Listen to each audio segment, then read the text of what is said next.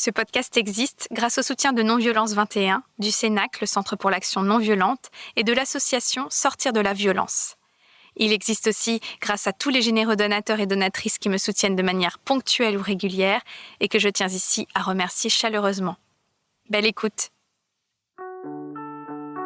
C'est d'abord une écologie de l'être humain, la non-violence. Ma lutte va être à travers la parole. Si tu mets la graine de violence, tu la retrouveras en face. Ne jamais obéir. Urgence climatique, justice sociale. D'abord dénoncer le système. Mobilisation citoyenne. On ne peut pas être dans la violence et l'humanisme à la fois. Bienvenue dans le podcast La force de la non-violence. Parce que la force n'est pas l'apanage de la violence, parce qu'on peut changer cette croyance et toute notre culture.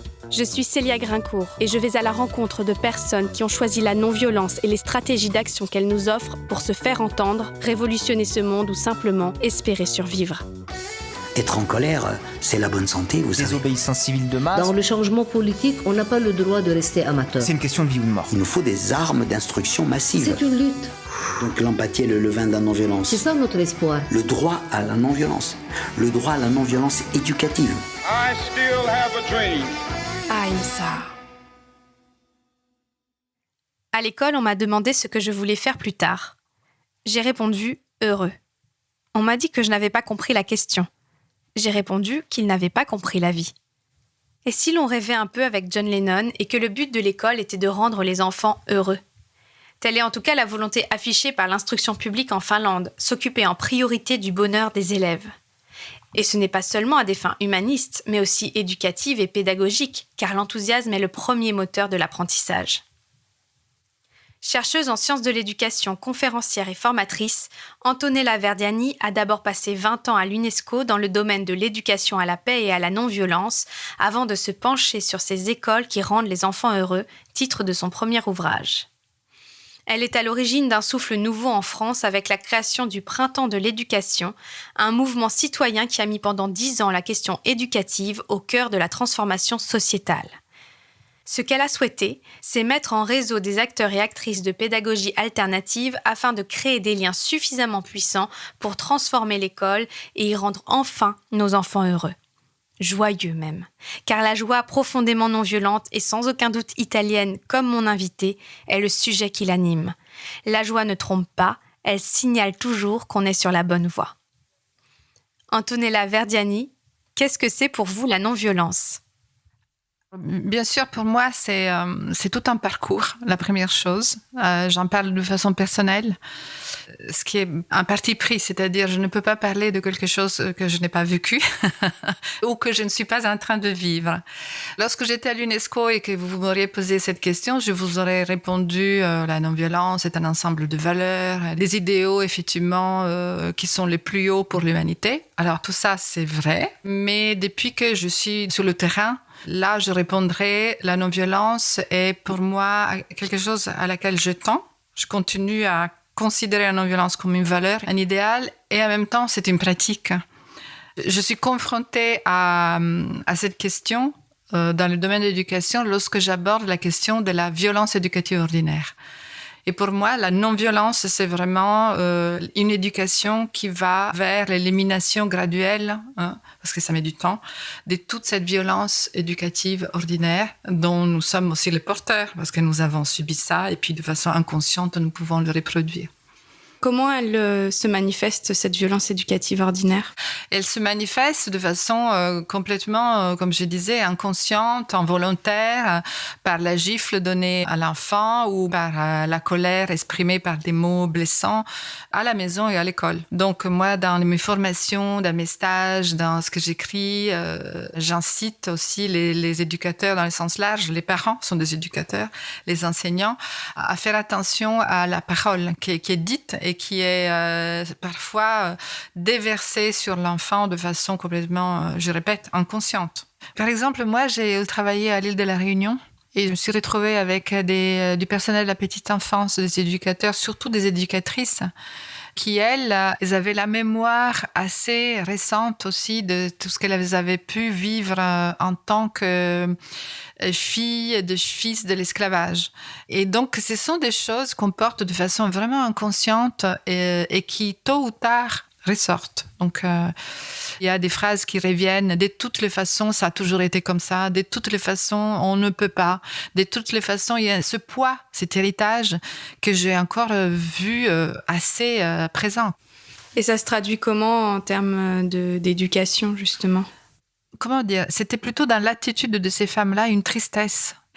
Et la question, c'était comment reconnaître la joie chez les enfants si on n'est pas porteur de joie à soi-même. Et la même chose pour la paix. Comment enseigner la paix et la non-violence si on n'est pas porté soi-même par cette attitude et cette valeur.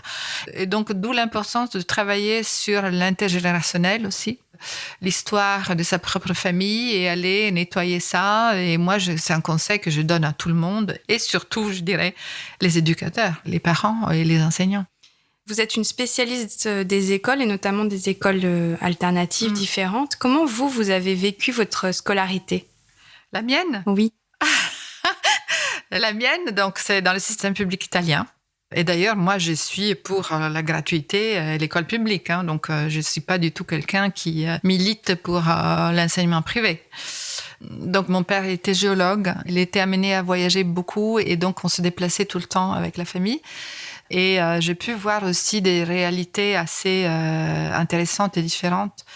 Donc, je suis passée de la maîtresse au CP qui prenait les enfants sur ses genoux et qui les câlinait et qui était tout amour à une maîtresse, c'était en Italie du Sud, qui frappait les enfants. Moi, j'ai jamais été touchée parce que mon père était considéré comme quelqu'un d'assez important dans la petite ville, voilà. Par contre, les enfants qui étaient des bergers, il allait à l'école le matin et l'après-midi, il gardait les troupeaux. Il se prenait des gifles et des coups. Et j'étais terrorisée par cette maîtresse. Je me souviendrai toujours de ça. Mais c'était considéré normal à l'époque. Oh là là. Vous avez écrit donc un ouvrage intitulé « Renouer avec la joie de l'enfance » et vous animez des conférences, des formations sur l'éducation à la joie. D'abord, qu'est-ce que c'est pour vous la joie ? Et quel lien vous faites entre la non-violence et la joie ? Alors, ce choix de la joie a été fait de façon complètement inattendue. Parce que grâce à l'UNESCO, où j'ai travaillé presque 20 ans, j'ai connu un endroit qui s'appelle Auroville, qui est dans le sud de l'Inde, et qui est une communauté, ou plutôt un ensemble de communautés, qui est né sur une vision de paix et d'unité humaine. Et donc, puisque j'ai choisi mon terrain pour ma thèse de doctorat dans une école interculturelle, multilingue, non violente à Auroville, et quand je suis arrivée sur place, j'ai découvert ce qui m'a sauté aux yeux tout de suite et que je n'avais pas vu dans d'autres écoles, la joie d'aller à l'école. La joie d'aller tous les jours dans un endroit qui est accueillant. Et donc, ça m'a poussée à revoir aussi mon objet de recherche qui était au début sur la formation des enseignants. Ce qui m'intéressait, c'était de voir quel type de formation ont ces enseignants qui travaillent dans un concept d'éducation globale, intégrale. Mais à force d'entendre, je suis content d'aller à l'école, et puis de voir des enfants qui étaient tristes le moment du début des vacances, moi, ça m'a interpellée, en me disant peut-être que là, il y a quelque chose à creuser. Quand j'ai découvert l'étymologie du mot joie, qui vient du latin gaudium, qui vient du sanskrit yuj, et qui veut dire le lien. Pour moi, ça a été être en lien. Voilà. Quand je suis en joie, je suis en lien avec une dimension qui est une dimension supérieure, et je suis en lien avec mes semblables, donc les autres. Et quand je donne des formations sur ça, j'explique qu'est-ce que c'est d'abord pour moi la joie.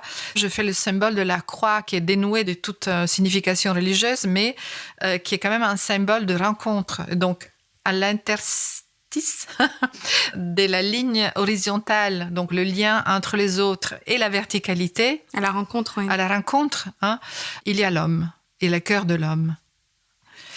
On pourrait appeler ça comme reliance aussi, c'est l'effet, le résultat du lien. La reliance. Ouais. Vous en parlez dans votre livre. Et donc alors le lien entre la joie et la non-violence. Oui. Je crois que quand on est en joie de cette façon-là, c'est-à-dire relié aux autres, on ne peut pas être violent.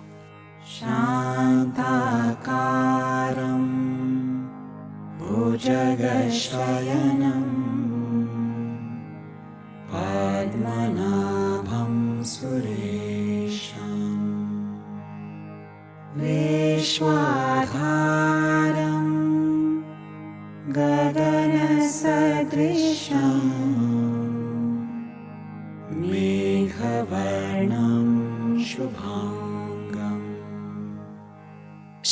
Akaram, ce qui signifie en sanskrit la paix incarnée.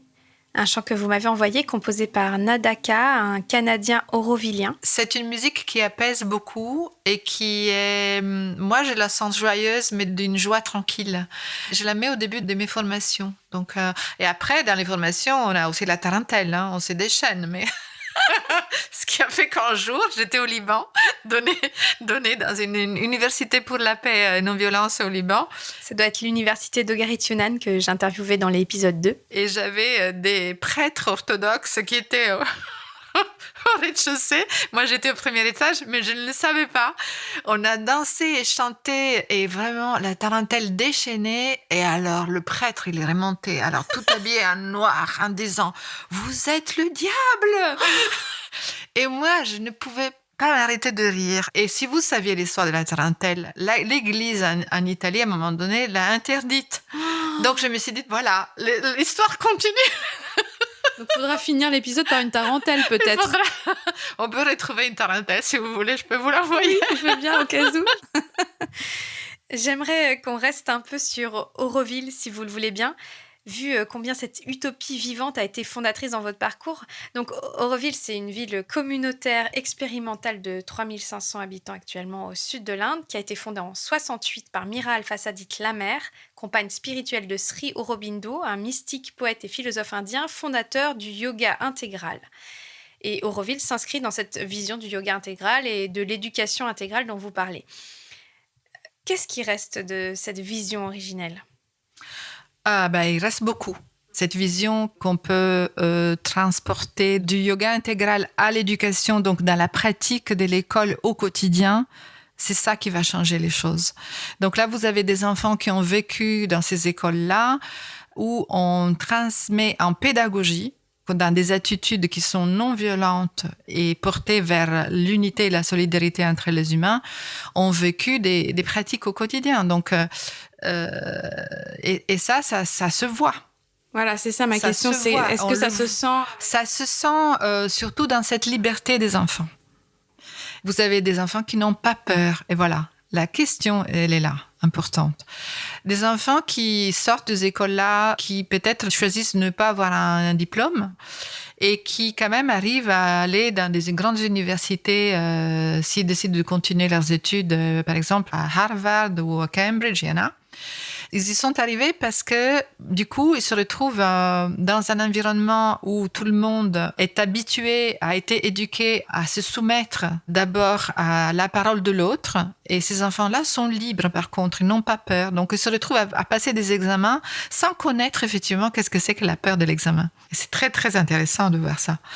Est-ce que vous voyez des adultes plus épanouis, qui contribuent au monde, qui sont, on va dire, intéressés par ce qui se passe dans le monde et qui ont envie de changer ou qui contribuent au changement ? Oui, il y a une bonne concentration de ce type de personnes-là, d'ailleurs, sinon ça serait quand même un peu préoccupant. Surtout des personnes qui travaillent beaucoup sur elles-mêmes. Parce que c'est donc la paix et la non-violence, c'est d'abord une attitude intérieure qu'on peut déployer après à l'extérieur si on est passé par soi. Par exemple, moi, je parle souvent d'un projet qui s'appelle Sadhana Forest, où il y a un jeune homme qui s'est implanté à Auroville dans un endroit qui n'était pas cultivé. Donc lui, il a commencé à faire de la permaculture et maintenant, Sadhana Forest, c'est devenu vraiment une forêt avec aussi un accueil de jeunes qui peuvent aller faire des stages de formation, etc. Donc c'est une personne qui a contribué vraiment de façon très concrète, en plantant aussi des espèces et des arbres, en enseignant aux autres comment faire et contribuer à la construction de cette communauté dans un esprit de non-violence. Parce que j'ai été frappée dans l'un de vos livres par votre interview de différents étudiants. Alors, je ne sais plus dans quelle école c'est, une école de commerce ou une école française d'études supérieures, par l'indifférence presque, la coupure entre ce qui se passe dans le monde, le désastre écologique et la renonciation à contribuer en fait à changer cet état de choses. Mais ça, pour moi, c'est un échec de l'école publique en France. Ça, c'était il y a une quinzaine d'années. J'étais chercheuse pour un labo de recherche pédagogique qui était attaché à l'enseignement de la Chambre de commerce. Et là, j'avais été chargée d'une recherche dans une grande école qui voulait faire une réforme de sa politique éducative. Je trouvais des super étudiants qui étaient performants, tous tendus à la réussite sociale, et qu'est-ce qu'il faut faire, voilà, tout ça. Et puis j'ai commencé à poser des questions, mais toi, en tant qu'être humain, pour la planète, pour les autres, voilà, la question... Ça les a un petit peu perturbés. Et puis, j'ai posé la question fatale qui était, mais si on te demandait, une fois que tu sors d'ici, de travailler pour un programme de construction d'armes, qu'est-ce que tu vas faire? Il y en a, alors je me souviens plus exactement, c'était 38% qui ont répondu, j'y vais. À partir du moment où on me paye, moi, je suis payée pour la recherche ou pour un projet collectif. Et puis finalement, eux, ils font ce qu'ils veulent faire de mon travail. Je me souviens avoir été un petit peu glacée. Et j'en ai parlé avec le directeur qui, à l'époque, m'avait dit oui, je comprends, mais bon, de toute façon, c'est pas notre problème. Et j'ai arrêté, finalement. On m'a enlevé le dossier. Oui. Parce que vous posiez des questions qui fâchent. Pour moi, c'était faire une réforme de la politique éducative, c'est aussi aller voir quel est l'être humain qui va sortir de cette école. Est-ce qu'il est vraiment porteur aussi de valeurs qui sont affichées ou bien c'est juste une surface? C'était la surface. Alors, moi, ce qui m'intéresse aussi dans votre histoire, c'est pourquoi vous en êtes venu à vous engager pour une éducation non violente et à faire ces recherches? C'est surtout, alors du point de vue professionnel, je me suis retrouvée dans un environnement qui est d'abord l'UNESCO, environnement international. Et l'UNESCO, d'ailleurs, c'est ça aussi qui est pour moi très en contact aussi avec la charte de fondation d'Auroville. La charte des Nations Unies et la charte de l'UNESCO, c'est basé aussi sur cette idée de paix et de solidarité humaine. Et donc, quand je suis rentrée à l'UNESCO, d'abord, je suis rentrée en tant qu'architecte parce que j'ai 2 formations. J'ai une première vie. Donc, j'ai exercé la profession d'architecte et je suis rentrée à l'UNESCO en tant qu'architecte. Et j'ai vécu en Afrique, à l'île de Gorée, pendant 2 ans et demi. Et je me suis occupée de la restauration de la maison des esclaves. Quand je suis rentrée ici sur Paris, j'ai pas pu continuer à travailler en tant qu'architecte. Donc, je me suis retrouvée à m'occuper d'éducation. Et je n'avais aucune formation. Donc, je suis retournée moi-même à l'école. Je suis allée à l'université. Je fais ce qui était à l'époque un DEA. Et puis, j'ai continué avec un doctorat. Et donc, c'est grâce à l'UNESCO que j'ai connu tout ce monde de la non-violence, de l'éducation à la paix. Et j'étais fascinée, complètement fascinée. Et puisque mon travail était de stimuler la connaissance aussi des méthodes de non-violence, de prévention de conflits, de résolution non-violente de conflits, je me suis formée moi-même. La question, c'était comment je peux dire aux autres ce qu'il faut faire si moi je connais pas. Par exemple, la communication non violente, je ne savais même pas que ça existait. J'ai fait venir Marshall Rosenberg à l'UNESCO et j'ai fait une petite formation initiale de CNV. J'ai fait la même chose avec la médiation. Donc, j'ai découvert un monde. J'ai découvert aussi le monde des associations, ce qui m'a vraiment passionnée et qui m'a fait après quitter l'UNESCO. Je ne pouvais plus être dans cette espèce de schizophrénie entre un monde qui est parfois un petit peu haut perché et puis ce qui se passe sur le terrain, qui est une réalité parfois très différente. Finalement, vous avez engagé un travail sur vous-même grâce à tout ça. Grâce à ça, j'ai vraiment travaillé sur moi. Bon, je l'avais déjà commencé avant avec une psychothérapie jungienne, par les rêves. J'étais toujours fascinée par l'inconscient. Et c'est vraiment un travail de transformation qui est toujours en cours, ça s'arrête jamais. Mais pour moi, ça m'a vraiment poussée à aller voir tout ce qui était enfoui en moi, y compris des mémoires, y compris ma propre violence. Voilà. Et par rapport à la joie, donc c'est Auroville qui vous a donné cette conscience de ce qu'est la joie. Mais je sais que vous racontez souvent une histoire d'un moment très violent que vous avez vécu enfant, où vous avez perdu quelque part votre joie de vivre. Je raconte ça dans la préface de mon livre « Ces écoles qui rendent nos enfants heureux ». Ouais. Et c'était la coupure avec le rêve d'enfant, c'est-à-dire cassure, quelque chose qui a cassé ça. J'étais passionnée de danse. Alors, c'est juste de la violence éducative ordinaire, là aussi. Hein. Je peux pas m'ériger en victime de quelque chose d'absolument exceptionnel. Non, le problème, c'est que c'est normal. Et que ce genre de choses est vécu par des enfants tous les jours encore.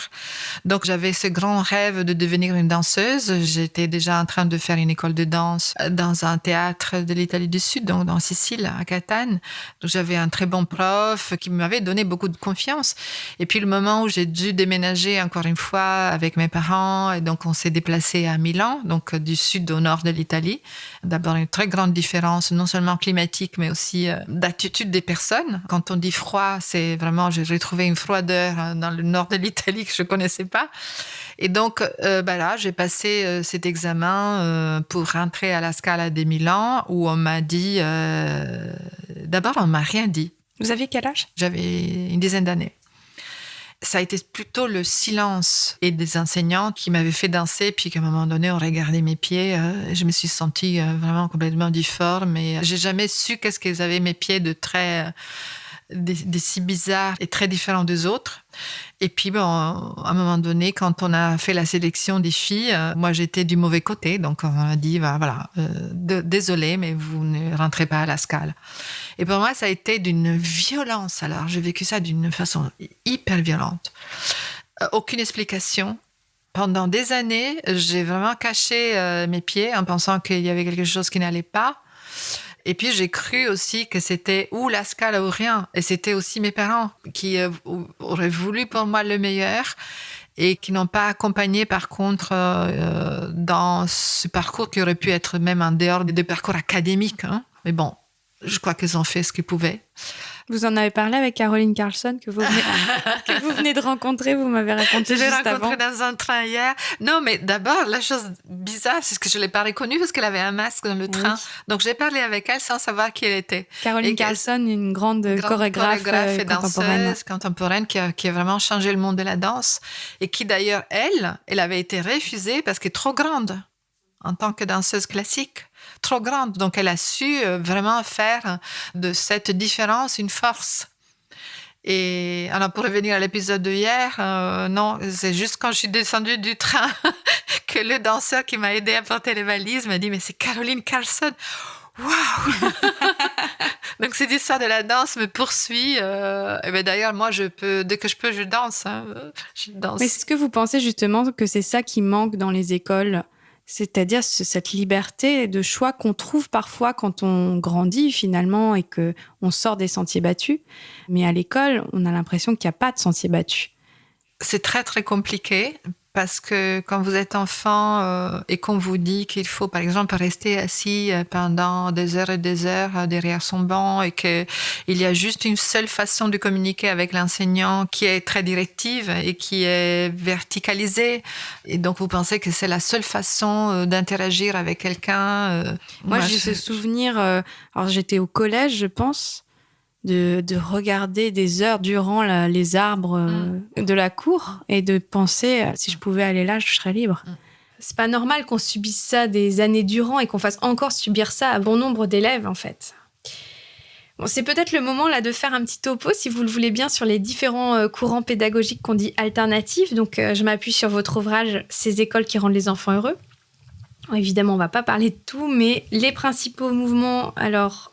sont l'éducation nouvelle et la pédagogie freinée qui se fondent, je cite, sur avoir une vision juste de l'enfant, mobiliser l'activité de l'enfant, être un entraîneur et non un enseigneur, partir des intérêts profonds de l'enfant, faire de la classe une vraie communauté enfantine, unir l'activité manuelle au travail de l'esprit, développer chez l'enfant des facultés créatrices, donner à chacun selon sa mesure, remplacer la discipline extérieure par une discipline intérieure librement consentie. Il y a aussi la pédagogie Waldorf-Steiner qui est centrée sur l'enfant, les rythmes de la vie, le lien à la nature, l'équilibre entre les activités cognitives, techniques et artistiques, et avec une conception spirituelle de l'être humain. La pédagogie Montessori et les écoles démocratiques. Alors, on va peut-être y revenir dessus plus tard parce que c'est ce qui se développe le plus en France actuellement. Et puis, vous parlez aussi des écoles du troisième type, des écoles en forêt. Enfin, il y a foison de propositions. Comment ça se fait que toutes ces alternatives qui existent, qui sont centenaires pour certaines, n'entrent pas ou si peu dans l'école publique ? C'est la grande question. Comment ça se fait que l'éducation nationale reste imperméable à toutes ces pratiques-là, à tout ce qu'on peut avoir de nouveau en termes de pédagogie? Comment ça se fait que, par exemple, l'éducation à l'environnement n'existe presque pas? Et bon, ça a été aussi une question que je me suis posée lorsque j'ai fondé le Printemps d'éducation, il y a une dizaine d'années. Alors, le Printemps de l'éducation, si vous pouvez rappeler ça. C'était une association, je dis c'était parce que ça n'existe plus. Et ça a été une expérience qu'on a menée avec d'autres rêveurs sur l'idée que d'abord, on peut changer le monde de l'éducation, on peut le changer même à l'intérieur de l'éducation nationale. L'attitude, c'est vraiment de travailler sur soi pour pouvoir effectivement changer aussi à l'extérieur. Donc, faire en sorte que tous ces gens-là qui sont déjà dans ce moment de transformation, de transition écologique et éducative, puissent se rencontrer. Donc, c'était ça l'objectif, la rencontre des porteurs, des acteurs du changement en éducation. Et puis, la possibilité d'amener un vent nouveau aussi à l'intérieur du mammouth, quoi. Et donc, effectivement, après, quand vous rentrez dans un système qui est le système public, et vous avez été, par exemple, éduqué dans une école où tout est libre, là, vous allez souffrir en tant qu'enseignant. Et en tant qu'élève. Et en tant qu'élève, bien sûr. Mais la souffrance des enseignants, elle est aussi à accueillir, à écouter. Surtout en ce moment où les enseignants sont obligés de porter les masques, où ils obligent les enfants à porter des masques. Et c'est de la violence. Et alors, imaginons là, vos enfants devraient aller à l'école maintenant. Qu'est-ce que vous choisiriez pour eux ? D'abord, je remercie le ciel que mes enfants ne vont pas à l'école. Ils sont maintenant grands. Ouais. Ben, j'aurais une tendance aussi à choisir des écoles démocratiques. Alors, quel est le principe des écoles démocratiques ? Ce sont des écoles qui s'inspirent d'une école américaine qui s'appelle Sudbury School, qui existe depuis une bonne quarantaine d'années et qui sont fondées sur le vivre selon des valeurs démocratiques et des pratiques de la démocratie au quotidien. Il y a certaines pratiques qui sont, par exemple, la réunion des enfants régulière, qui s'expriment sur des sujets qui sont vécus à l'école. S'il y a conflit, comment résoudre le conflit, etc. Il y a des similitudes avec la pédagogie freinée, mais la pédagogie freinée est très encadrée, alors que dans les écoles démocratiques, par exemple, il n'y a pas de programme. Les enfants sont laissés libres d'expérimenter ce qu'ils veulent toute l'année. Est-ce qu'il y a des enseignants ? Ce sont des éducateurs, des adultes qui sont là comme accompagnateurs et qui sont là à veiller effectivement qu'il n'y a pas de problème majeur, qu'il n'y a pas des enfants qui se blessent. Mais l'enseignant vit au même niveau que l'enfant. Et alors donc pourquoi plutôt c'est les écoles démocratiques ? Pourquoi elles vous interpellent, j'ai l'impression, davantage que Montessori ou Steiner, par exemple ? Je pense que ce qui m'intéresse toujours, ce qui m'a aussi fait qu'on a choisi l'école qu'on a choisie pour les enfants, pour les primaires, qui est une école qui s'appelle l'école aujourd'hui, inspirée par la pédagogie freinée, c'est l'être humain, les êtres humains qui sont là. On avait à l'époque une équipe formidable qui nous avait convaincus avec mon mari à mettre les enfants dans cette école où ils ont vécu heureux jusqu'à la fin du primaire. Donc on peut être formé ce qu'on veut, Steiner, Montessori, Freinet, et ne pas incarner ça. Et pour revenir à Auroville, là, j'ai aidé une école Montessori qui travaille avec des enfants de rue. Et il y avait la directrice qui était formée Montessori, qui a commencé à former les enseignantes, qui, elles, étaient des enseignantes du public indien et qui se sont retrouvées dans un milieu qui était non violent, parce que Montessori est la paix. Bon. Donc, former des enseignantes de femmes indiennes qui viennent d'un milieu pauvre, où elles ont été elles-mêmes habituées à la violence. Il y a eu des épisodes où des femmes étaient en contradiction complète et totale entre ce qu'elles vivaient à l'école et ce qu'elles subissaient et continuaient à vivre à la maison. Donc, il y a eu des moments où il y a eu des enseignantes qui ont dit je ne peux plus. Donc, elles ont démissionné de l'école ou d'autres qui ont quitté le mari. Se donc, sont émancipées. Voilà. Donc, c'est pas anodin, hein. Alors, peut-être c'est intéressant de faire un petit point sur ce que c'est réellement la pédagogie Montessori. C'est la pédagogie de l'autonomie. C'est rendre l'enfant libre et autonome et de vraiment faire force sur ses forces à lui. Il est reconnu d'abord, c'était ça Montessori, la grande révolution de Montessori, c'était de dire l'enfant est un être humain à part entière, un individu. Alors qu'à l'époque, on considérait les enfants comme moins de rien. Donc, c'était l'époque où, par exemple, on ne faisait pas l'anesthésie à des bébés. On pensait que les bébés n'avaient pas la même perception de la douleur qu'un adulte. Donc, d'avoir apporté ça, en plus, elle, en tant que médecin, à un moment donné, Mussolini l'avait reconnue comme la star de la Pubblica Istruzione en italien. Il lui avait demandé de réformer le système éducatif. Quand il s'est aperçu qu'elle était en train de fabriquer des individus libres, Mussolini a fait marche arrière et l'a expulsé. Ça me fait vraiment penser au livre de Ivan Illich, ce que vous dites par rapport à Mussolini et le fait qu'il s'est réveillé un jour en se disant « Mince, en fait, les enfants vont devenir des individus libres.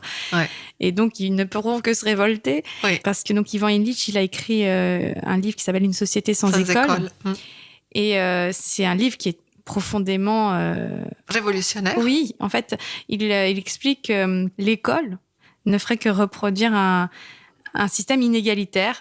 Et alors, moi, je me suis demandé, avant notre interview, est-ce que l'école est structurellement génératrice de violence ?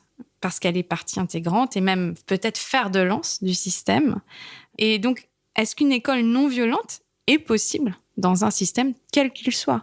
Je crois pas. Je crois pas. C'est l'institution elle-même qui est violente. À partir du moment où on prononce et on vise l'objectif de l'institution, la mise en place de l'institution, ça devient violent.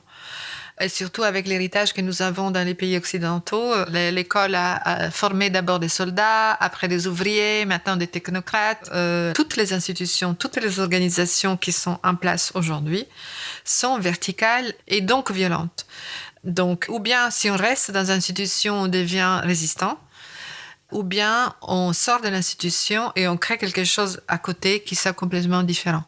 Et d'où, pour moi, la question que vous m'aviez posée tout à l'heure, là, si vous aviez eu des enfants aujourd'hui à mettre à l'école, qu'est-ce que vous aurez fait ? Je serais allée en dehors de l'institution, juste parce que je crois qu'aujourd'hui, il n'est plus possible de continuer à perpétrer ce modèle et de le cautionner quelque part. D'où la division intérieure, la séparation qu'on a actuellement entre des personnes qui sont non violentes et donc militantes et activistes et des acteurs du changement et qui sont forcées aujourd'hui de cautionner certaines pratiques dans l'école malgré eux. Mais on sait qu'il y en a beaucoup dans l'ombre qui arrivent à amener de la joie, de la confiance à leurs élèves. Est-ce que vous avez des exemples notables d'enseignants à l'école publique qui résistent par amour pour leurs élèves à la violence de l'institution ? Oui, j'en ai parlé dans mon livre que j'ai sorti il y a 10 ans, mais je peux parler aussi de la même personne. Donc, cet enseignant qui s'appelle Philippe Nicolas, qui, à l'époque du livre, a voulu rester anonyme parce qu'il avait un problème avec son école, son directeur, qui lui permettait pas des pratiques de coopération qu'il avait instaurées à l'école. Là, maintenant, il est assez connu. Il amène des enfants de CM2 faire des séjours en haute montagne. Et là, il les a amenés en Islande avec un projet Cap Nord, s'appelle. Et il amène des enfants d'environnements complètement coupés de ces types d'expériences. De la nature. Coupés de la nature, ayant très peu de possibilités de faire des voyages de ce type-là. Et ben Philippe les amène dans des expériences de ce type-là. Donc, c'est vraiment l'éveil grâce à la nature. Et la nature, pour lui, est éducatrice. Et là, c'est un enseignement du public. Donc, si on veut, on peut. Mais il faut beaucoup, beaucoup de courage et beaucoup de force.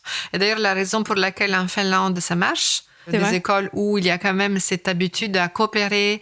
Et pourquoi ça marche ? Parce que la Finlande, à un moment donné, dans les années 70, ils ont vu que ça ne pouvait plus continuer comme ça. Donc, ils ont complètement refait le système. Oui, alors qu'en France, on a plutôt des professeurs qui se battent souvent seuls face à l'institution, dans un idéal qui est pourtant celui de l'école. En tout cas, c'est l'idéal affiché de ne laisser aucun enfant de côté. Mais ces enseignants, finalement, ils portent cet idéal seuls, j'ai l'impression, en refusant de laisser à l'abandon des élèves qui sont souvent déjà les plus pauvres, racisés, maltraités par la société. Bien sûr. On ne peut pas les laisser à l'abandon, c'est pour ça. Et j'ai parlé de Philippe Nicolas, mais il y en a d'autres qui ont ce côté militant. Donc faire un métier comme le métier de l'enseignant, c'est prendre une responsabilité. Et c'est d'ailleurs ce qui se passe en Finlande. Pourquoi les enseignants sont si sélectionnés et si bien rémunérés quand ils sont dans le système, c'est parce qu'on considère qu'ils ont affaire avec de la matière humaine qui est fragile et qui est très importante. C'est le cerveau des enfants. Tout le corps, non seulement le corps physique, mais le corps émotionnel, tout ce qui fait en sorte qu'il y ait aussi à mettre en place une éducation, des gestions des émotions. Donc les enseignants savent ça. Et les rémunérer pour travailler avec cette matière-là, c'est comme rémunérer un médecin, quoi. On sait que l'on leur donne des enfants. Et donc c'est une énorme responsabilité. Alors, j'adorerais qu'on parle un petit peu quand même de cette expérience globale que vous évoquez dans votre ouvrage « Ces écoles qui rendent les enfants heureux ». Cette expérience qui a eu lieu à Altinópolis au Brésil dans les années 2000 et qui s'est passée justement dans des quartiers pauvres. C'est Pierre Weil, qui était un psychosociologue français installé au Brésil, qui avait formé Marco Hernani, le maire d'Altinópolis, à son programme « L'art de vivre en paix ». Et toute la ville, les policiers, les professeurs évidemment, se sont retrouvés à faire cette formation avec des fruits spectaculaires, si j'ai bien compris. Ce qu'il avait obtenu, c'était effectivement une diminution de la délinquance presque à zéro, quoi.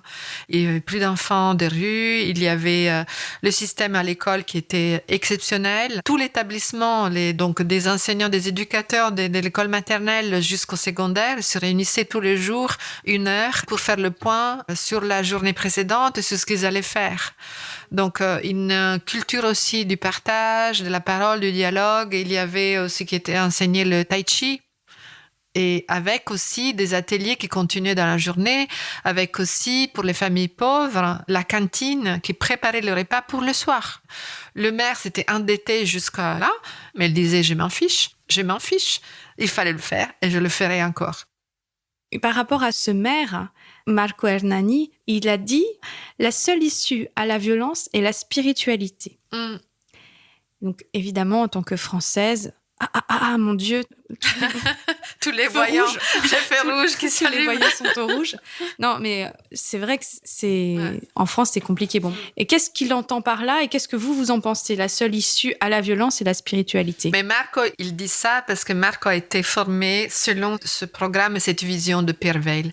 Et Pierre Weil avait une approche intégrale. Et c'est très semblable à ce qu'on pourrait avoir dans des écoles de l'éducation intégrale en Inde. C'est-à-dire la spiritualité vécue dans la matière et au quotidien. Donc pour Marco, c'était exercer par exemple sa profession de médecin, parce qu'il était maire et à la fois il continuait d'être pédiatre, et amener la spiritualité dans sa pratique, qui ne veut pas dire la religion. Ça veut dire être relié à cette partie qui est sacrée, plus haut que moi. Il y a des choses que moi, en tant qu'être humain, je peux réaliser sur Terre. Et quelque part, je parle de moi là, mais je pense que Marco pourrait aussi cautionner, c'est je peux aller jusqu'à un certain point et puis le reste, je fais confiance. Et cette confiance, elle est de l'ordre du sacré. À un moment donné, c'est un choix. Par exemple, je considère que avoir une relation saine avec mon enfant, c'est du sacré. Et aussi respecter ce qu'il a finalement de plus sacré que je ne connaîtrai jamais, Exactement. Comme je ne me connaîtrai jamais totalement. Exactement. Ouais, en sachant qu'on peut faire des erreurs aussi. Et s'autoriser à faire des erreurs. Alors que, par exemple, les erreurs dans l'école républicaine, même en Italie, dans nos écoles occidentales, l'erreur est punie, alors que l'erreur est pédagogique. Et alors, du coup, dans cette éducation intégrale dont vous parlez, que vous avez trouvée en Inde, il y a la place pour cette spiritualité. C'est pas qu'il y a la place. L'éducation intégrale, elle est basée sur cette vision qui est spirituelle de l'homme. Il n'y a pas de séparation entre le corps, l'esprit et l'âme. Et en Inde, dans la vision du yoga intégral, on ajoute aussi toute la dimension qu'ils appellent du vital, et nous qu'on pourrait aussi relier aux émotions. On éduque aussi à la gestion des émotions. Et il n'y a pas de séparation. Et on considère que l'être humain est un être spirituel, mais aussi un être physique. Mais si cette spiritualité, elle est vécue aussi dans le corps, et si on considère que le corps est sacré, ça change tout. Si je ramenais ça à l'école en France, ça pourrait être dans les... Bon courage. Ça pourrait être dans les ateliers philo. Ça pourrait être aussi dans les ateliers philo, et par une pratique corporelle qui, là, pour le coup, est vraiment très absente, je trouve. Oui, complètement absente. Ouais. On en parlait tout à l'heure qu'il y avait une floraison quand même d'écoles alternatives. Ouais. Et en même temps, c'est là aussi où je me dis qu'il y a quand même une rigidification du système. Ça devient de plus en plus difficile là, d'ouvrir une école et ça devient presque impossible, si j'ai bien compris, avec la nouvelle loi, de faire l'école... L'instruction en famille. Voilà. Comment vous interprétez cette violence, on peut dire, à l'égard des parents, à l'égard des enfants qui veulent faire différemment, ce repli sur un modèle qui ne fait plus ses preuves? Comment garder de l'espoir pour celles et ceux qui cherchent à rendre leurs enfants heureux ou leurs élèves heureux? Comment garder de l'espoir dans un système qui s'écroule? La question, elle est là. Je pense qu'il faut passer à une autre façon de faire, à une autre vision du monde, n'est pas tenter de revenir à ce qu'on avait avant. Là, on est vraiment dans un moment de passage tellement fort. Et là, on le voit avec toutes les mesures qui sont antidémocratiques qu'on a mis en place avec le pass et tout ça. Donc, on est dans un clivage. Et le danger pour nous, qui voulons un autre type de société qui est fondée sur la paix, la non-violence, la solidarité, la liberté, etc., c'est de céder au clivage, de se sentir séparés et de ne plus dialoguer avec les personnes qui pensent différemment de nous. Si on était habitué à respecter le choix de l'autre, tout ça n'arriverait pas. Alors, cela m'amène au magnifique texte que vous avez publié sur votre blog intitulé « Lettre à mes enfants ». J'ai trouvé très émouvant. Ouais. Et il y a un passage que j'ai trouvé presque drôle où vous dites que la véritable pandémie de ce siècle serait la normose. J'ai l'impression que c'est une violence très sournoise, mais très virulente, sous couvert d'une tiédeur, d'une passivité qui la fait presque ressembler à une absence de violence. Alors, comment on va s'en sortir de cette pandémie-là et comment retrouver de la joie? Ouais. Oui, et la normose, c'est l'antithèse de la joie, je trouve. Complètement.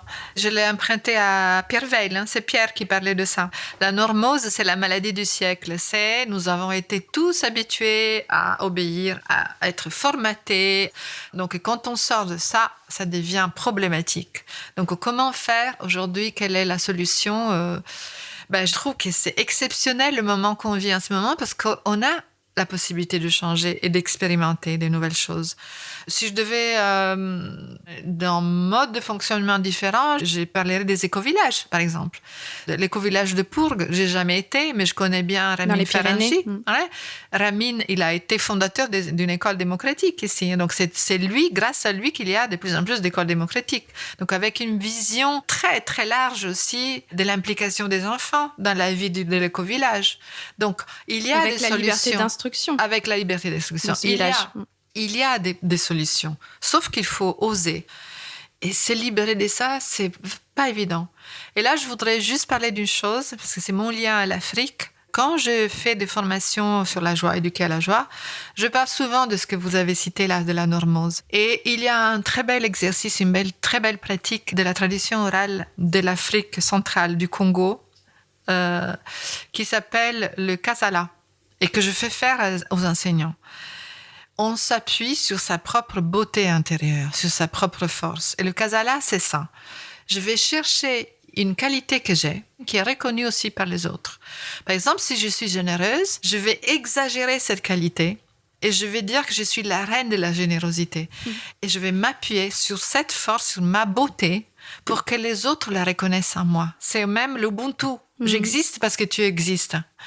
Et quand je fais faire ça aux enseignants, si vous saviez les gens qui pleurent, parce que cet exercice-là touche la profondeur de l'être. C'est vraiment le chant de l'âme, cet exercice. Je parle de moi-même par aussi des métaphores. Je peux être comme le soleil, je peux être comme la lune, je peux être la lune même ou le soleil même, tant je suis généreuse. Et ça fait sortir de la normose. Je deviens un être unique, même si c'est l'autre est généreux comme moi, mais nous sommes uniques dans notre générosité, dans notre humanité. Donc, enseigner ça depuis tout petit aux enfants, la sagesse africaine, elle connaît ça. Et ça, je trouve que c'est un trésor de l'humanité. Hier, en lisant votre livre « Renouer avec la joie de l'enfance », je me disais, mais en fait, sur la non-violence, il faudrait presque que je fasse des petites capsules pratiques. Je me demandais si je pourrais prendre peut-être 1 ou 2 textes de vous pour aider justement les personnes à reconnecter avec des parties joyeuses. Faites le Casala si vous voulez. Ça peut être le Casala. J'avais bien aimé aussi au début juste le souvenir joyeux, c'était très simple. Donc, cher public qui nous écoute, prépare-toi. Juste pour finir, est-ce qu'on peut réellement éduquer à la joie ? Non. C'est la grande chose la grande question. C'est le thème de votre vie. C'est génial. Non, on ne peut pas éduquer à la joie parce qu'on l'a déjà. Donc, c'est ce qu'on peut faire, c'est la reconnaître. La retrouver. La retrouver, la reconnaître et renouer avec ça. Merci beaucoup, Antonella Verdiani. Je vous en prie. Luna, lunetta, lubana, fetta, fetta, luvina, cannatella, oh, luna, lunetta, lubana, fetta, fetta, luvina, cannatella, oh, luna, lunetta.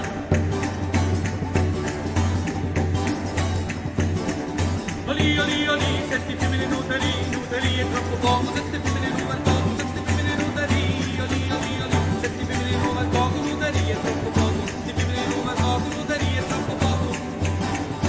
Si vous avez apprécié ce moment passé ensemble, commentez-le, partagez-le, mettez beaucoup d'étoiles. Et si vous voulez m'aider à poursuivre cette mission que je me suis donnée de diffuser la culture de non-violence et à continuer ce travail passionnant, vous pouvez me faire des dons ponctuels ou réguliers en cliquant sur l'onglet Soutenir du site force-nonviolence.fr. Je vous souhaite d'utiliser vos peurs, vos colères et vos révoltes comme un moteur pour agir et transformer ce monde. Ahimsa.